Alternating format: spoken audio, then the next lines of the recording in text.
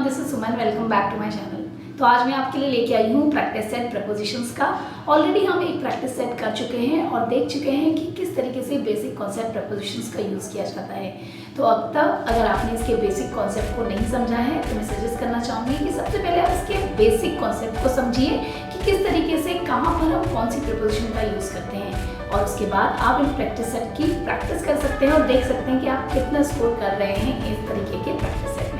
So let's get started. देखते हैं कि आज इस प्रैक्टिस सेट में हम कितना स्कोर कर पाएंगे। तो पहला एग्जांपल यहाँ पे दिया हुआ है, listen dash your teachers carefully. अपने टीचर को ध्यान से सुनो।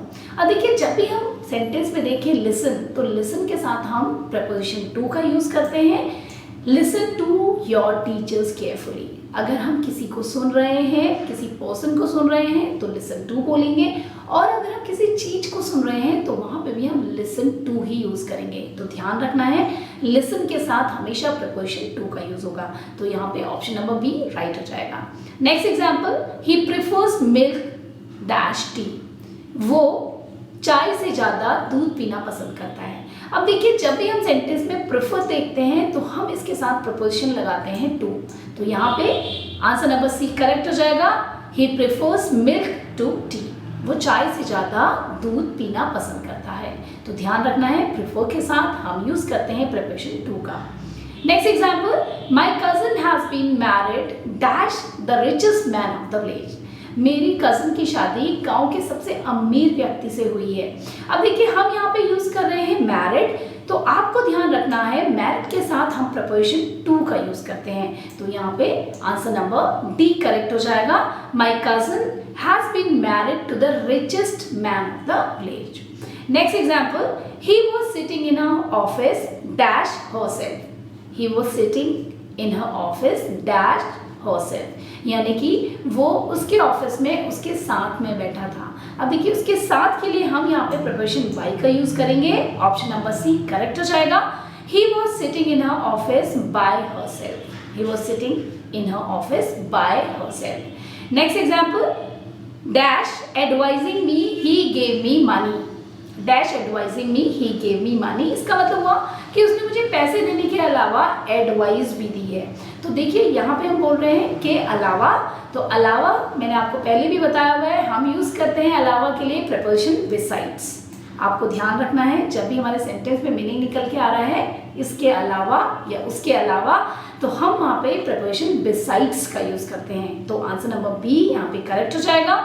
Besides advising me he gave me money. Besides advising me he gave me money. एक और बात आपको ध्यान रखनी है, बिसाइड का यूज हम करते हैं के साथ या साथ साथ। वो साथ साथ बैठे हैं, वो उसके साथ बैठा है, तो वहां पे हम बिसाइड का यूज करेंगे। लेकिन अगर सेंटेंस में मीनिंग निकल के आ रहा है के अलावा, तो हम बिसाइड्स का यूज करेंगे। सो नेक्स्ट एग्जाम्पल है, he is blind dash one eye. वो एक आंख से अंधा है। देखिए, हम यहाँ पे बात कर रहे हैं किसी के फिजिकल अपीयरेंस की, तो यहाँ पे हम यूज करेंगे प्रपोजिशन ऑफ। तो ऑप्शन नंबर ए करेक्ट हो जाएगा।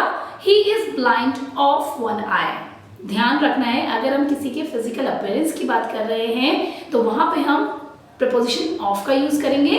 He is blind of one eye. Next example देखिए, a father is blind that the fault of his son. Meaning कुछ इस तरीके से है इस सेंटेंस का कि एक पिता अपने बेटे के प्यार में इतने अंधे हैं कि वो उसके फॉल्ट या फिर उसकी गलतियां भी नहीं देखते। अब देखिए, यहाँ पे हम फिजिकल अपीयरेंस की बात नहीं कर रहे हैं, यहाँ पे हम मेंटल लेवल की बात कर रहे हैं। हम बता रहे हैं कि वो इतना ज्यादा अंधे हैं अपने बच्चे के प्यार में। तो यहाँ पे देखिए, मीनिंग अलग निकल के आ गया, तो यहाँ पे प्रपोजिशन टू का यूज किया जाएगा। तो यहाँ पे ऑप्शन नंबर ए करेक्ट हो जाएगा। A father is blind to the fault of his son. आपको ध्यान रखना है कि फिजिकल अपीयरेंस की बात होगी तो हम ऑफ का यूज करेंगे, लेकिन अगर हम बात कर रहे हैं किसी की मानसिकता की तो वहां पे हम टू का यूज करेंगे। अब देखते हैं next, he has send me an invitation dash dinner. उसने मुझे अपने घर पर डिनर के लिए इनवाइट किया है। अपने घर पर, तो पर के लिए यहाँ पे हम प्रपोजिशन टू का यूज करेंगे। ऑप्शन नंबर ए करेक्ट हो जाएगा। He has send me an invitation to dinner. He has sent me an invitation to dinner. Next example है, the responsibility is dash my shoulders now. अब सारी जिम्मेदारी मेरे कंधों पर है। तो देखिए, मेरे कंधों पर है, तो हम यहाँ पे यूज करेंगे प्रपोजिशन ऑफ का।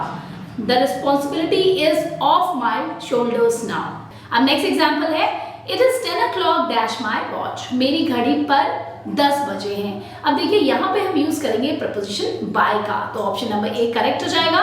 It is 10 o'clock by my watch, it is 10 o'clock by my watch. Next example, he has been learning English dash 2 years, वो 2 साल से इंग्लिश सीख रहा है। अब देखिए हम बात कर रहे हैं कि वो 2 साल से ये काम कर रहा है, तो हम यहाँ पे प्रिपरेशन फॉर का यूज करेंगे, तो ऑप्शन नंबर बी करेक्ट हो जाएगा। He has been learning English for 2 years। लेकिन हाँ, अगर यहाँ पे कोई पर्टिकुलर ईयर दिया होता तो हम वहाँ पे यूज करते सिंस का, जो कि हमने टेंसेस में सीखा था कि सिंस का यूज कहाँ पे किया जाता है और फॉर का यूज कहाँ पे किया जाता है। Next example, I differ dash you, I differ dash you, मैं तुमसे अलग हूँ, तो यहाँ पे हम प्रिपरेशन विद का यूज करेंगे, ऑप्शन नंबर ए करेक्ट हो जाएगा। आई differ with you, I differ with you, मैं तुमसे अलग हूँ। Next example, the train is dash the time, the train is dash the time, तो यहाँ पे सेंटेंस का मीनिंग कुछ इस तरीके से है कि ट्रेन लेट है, तो यहाँ पे हम प्रिपरेशन बिहाइंड का यूज करेंगे, the train is behind time, the train is behind time. Next example, health is essential dash happiness. अब देखिए हेल्थ बहुत ज़रूरी है हैप्पीनेस के लिए, तो के लिए हम बोल रहे हैं, तो हम यहाँ पे यूज करेंगे प्रिपरेशन फॉर का, health is essential for happiness, तो ऑप्शन नंबर ए करेक्ट हो जाएगा।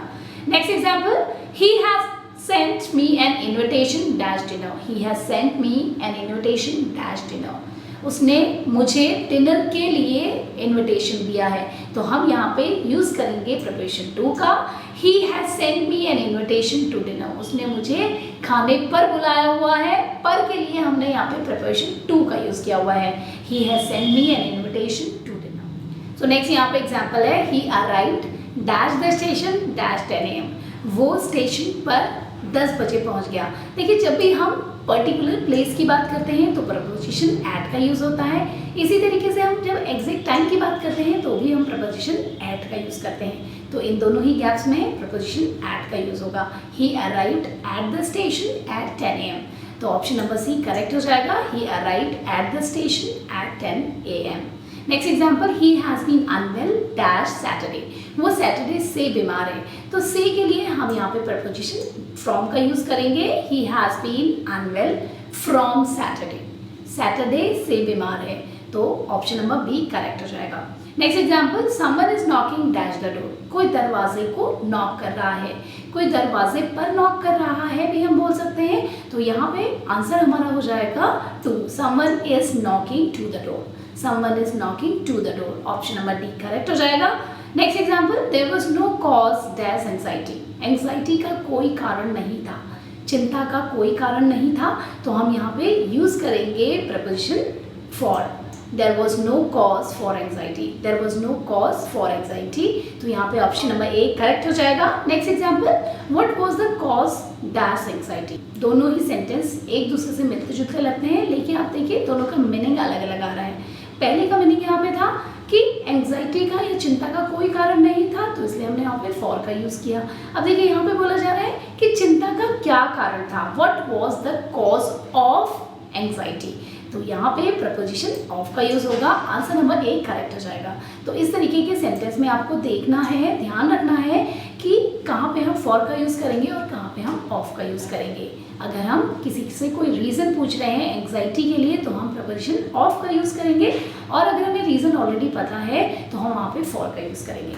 नेक्स्ट एग्जाम्पल देखते हैं, I have lot of experience dash teaching, मुझे टीचिंग में बहुत एक्सपीरियंस है, टीचिंग में, तो मैं के लिए हम यहाँ पे प्रपोजिशन इन का यूज़ करेंगे, ऑप्शन नंबर सी करेक्ट हो जाएगा।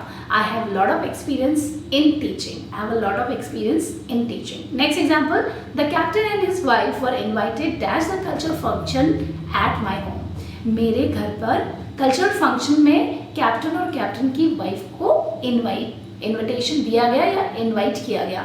अब देखिए मेरे घर पर उनको इनवाइट किया गया, तो पर के लिए हम यहाँ पे प्रपोजिशन यूज करेंगे to, the captain and his wife were invited to the cultural function at my home, तो ऑप्शन नंबर बी करेक्ट हो जाएगा, और यहाँ पे हम प्रपोजिशन टू का यूज करेंगे।